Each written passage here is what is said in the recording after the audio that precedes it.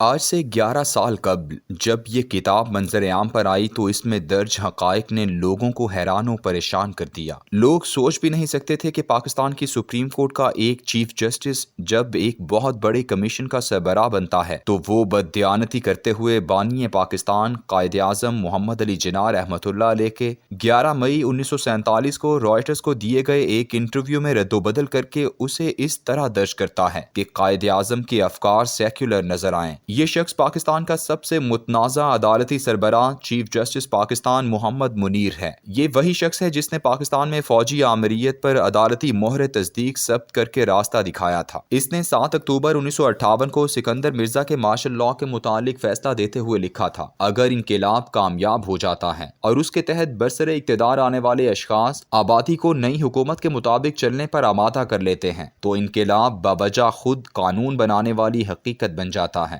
Supreme court of Pakistan کے اس فیصلے کے شریک ججوں میں M Shahab Uddin, a are Cornelius اور امیر الدین بھی شامل تھے۔ یہ فیصلہ 27 اکتوبر 1958 کی صبح سنایا گیا اور اب کیونکہ سپریم کورٹ کے فیصلے کے مطابق طاقت کی بنیاد پر حکومت حاصل کرنا جائز ہو چکا تھا اور سکندر مرزا کے پاس تھا ہی کیا، ایک اعلیٰ سول نوکری، اصل طاقت تو فوج کے پاس تھی جس کے بلبوتے پر سکندر مرزا نے مارشل لاء لگایا تھا۔ اس فیصلے کی روح پر عمل کرتے ہوئے رات کو فوج کے سربراہ جنرل ایوب خان نے سکندر مرزا کو ایوان صدارت سے نکال باہر کیا اور خود اس کرسی پر براجمان ہو گئے۔ اپنے اس متنازع ترین فیصلے سے کئی سال پہلے ہی جسٹس محمد منیر اپنے افکار کی وجہ سے سیکولر لبرل قوتوں کی آنکھ کا تارا بن چکا تھا۔ یہ پاکستان کی تاریخ کا پہلا اہم شخص تھا جس نے قائد اعظم کو سیکولر ثابت کرنا شروع کیا۔ مارچ 1953 میں پنجاب میں ختم نبوت کی بھرپور تحریک شروع ہوئی۔ تحریک کا آغاز وزیر اعظم پاکستان خواجہ ناظم الدین کے اس فیصلے کے بعد ہوا جب اس نے علماء کی مجلس عمل کے ان مطالبات کو مسترد کر دیا جو انہوں نے 21 جنوری 1953 کو اسے پیش کیے تھے۔ مطالبے دو تھے، قادیانیوں کو غیر مسلم اقلیت قرار دیا جائے اور قادیانی وزیر خارجہ ظفر اللہ کو عہدے سے برطرف کیا جائے۔ 27 جنوری کو مطالبات مسترد کرتے ہوئے اہم علماء کرام کو گرفتار کیا گیا جس کے نتیجے میں ملک میں ہنگامے پھوٹ پڑے۔ ہنگامے اس قدر شدید تھے کہ لاہور شہر کی حد تک جنرل اعظم کی سربراہی میں مارشل لاء لگا دیا گیا۔ یہ پاکستان کی تاریخ کا پہلا مارشل لاء تھا۔ 19 جون 1953 کو گورنر پنجاب نے چیف جسٹس پاکستان محمد منیر اور جسٹس رستم کیانی کی سربراہی میں ہنگاموں کی تحقیقات کے لیے ایک انکوائری کمیشن قائم کیا۔ اس 2 رکنی کمیشن کی لکھی ہوئی رپورٹ 10 اپریل 1954 کو سامنے آئی جسے عرف عام میں منیر رپورٹ یا منیر کیانی رپورٹ کہا جاتا ہے۔ یہ رپورٹ جہاں پاکستان کے سیکولر طبقات میں آج تک بہت مقبول ہے وہیں قادیانی بھی اسے بہت شوق سے تقسیم کرتے ہیں۔ دونوں کا گٹھ جوڑ اور آپس میں حسن سلوک آپ کو آج بھی نظر آتا ہوگا۔ میں جب 2015 میں بھارت یاترا کے دوران اچانک مرزا غلام احمد کے قادیان جا نکلا تو ان کے پبلشنگ ہاؤس میں یہ کتاب بہت بڑی تعداد میں نظر آئی۔ یوں تو یہ انکوائری کمیشن تحریک ختم نبوت کے دوران ہونے والے ہنگاموں کی تحقیق کے لیے بنایا گیا تھا، لیکن جسٹس منیر نے شرارتاً اسلام اور نظریہ پاکستان کے تصورات کو بھی زیر بحث لانا شروع کر دیا۔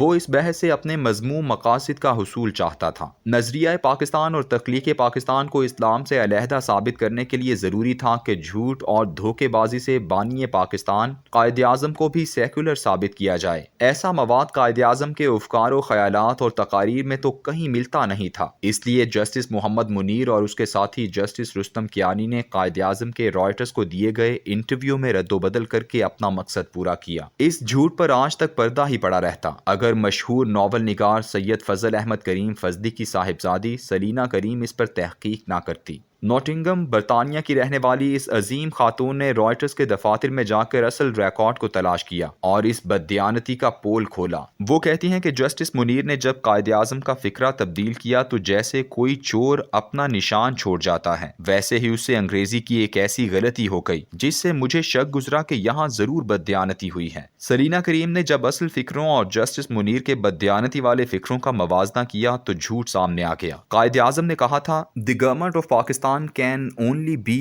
a popular representative democratic form of government." Pakistan کی حکومت ایک مقبول نمائندہ جمہوری حکومت ہوگی۔ اب جسٹس منیر کا بدلا ہوا بددیانت فکرہ ملاحظہ کریں۔ The new state would be a modern democratic state with sovereignty resting in people. नई रियासत एक जदीद जमहूरी रियासत होगी जिसका इक़्तिदार आला अवाम के पास होगा। कायदे आज़म के मुंह में इन अल्फाज को डालना इक़्तिदार आला अवाम के पास होगा। दरअसल कायदे आज़म की ज़बान से करारदाद मकासद के इस तसव्वुर की तकसीब मकसूद थी जिसमें लिखा गया था कि इक़्तिदार आला अल्लाह सुब्हानहू व तआला के पास है और हुकूमत इसकी अमीन है। इस झूठ को सलीना करीम ने अपने मजमून secular Jinnah मुनीर्स big hawks exposed secular Jinnah Munir का बड़ा फरेब बेनकाब में 2005 में बेनकाब कर दिया। इसके बाद वो खातून चैन से ना बैठी और उसने ऐसी लातादाद बददियानतियों का पर्दा चाक करते हुए 2010 में अपनी किताब शाया की जिसका नाम था secular Jinnah and Pakistan what the nation doesn't know.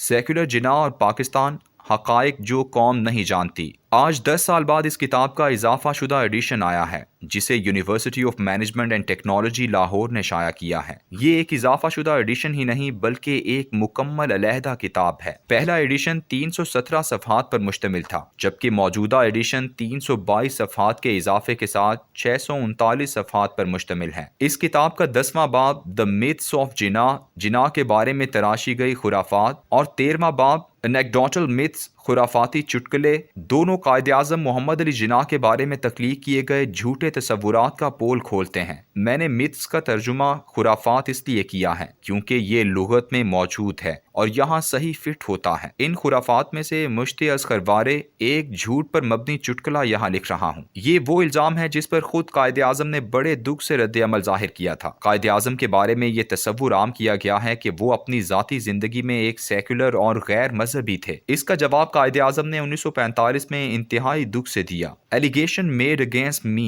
and my personal life are tissues of falsehood which are sought to be broadcast in Hindu press। वो इल्जामात जो मुझ पर या मेरी ज़ाती ज़िंदगी पर लगाए जाते हैं वो दरोग गोई के टिश्यू हैं जिन्हें हिंदू प्रेस में उछाला जाता है। कमाल की बात यह है कि कायदे आज़म पर सेकुलर लिबरल और काफिराना तर्ज ज़िंदगी अपनाने के झूठे इल्ज़ामात क़याम पाकिस्तान से पहले हिंदू अखबारात में छपते थे, लेकिन आज ये झूठे इल्ज़ामात पाकिस्तान के सेकुलर लिबरल मीडिया में शाया होते हैं। किस कदर हैरान कुन बात है कि कायदे आज़म को बदनाम करने में हिंदू प्रेस और सेकुलर तबकात दोनों का मफाद किस कदर मुश्तरक है।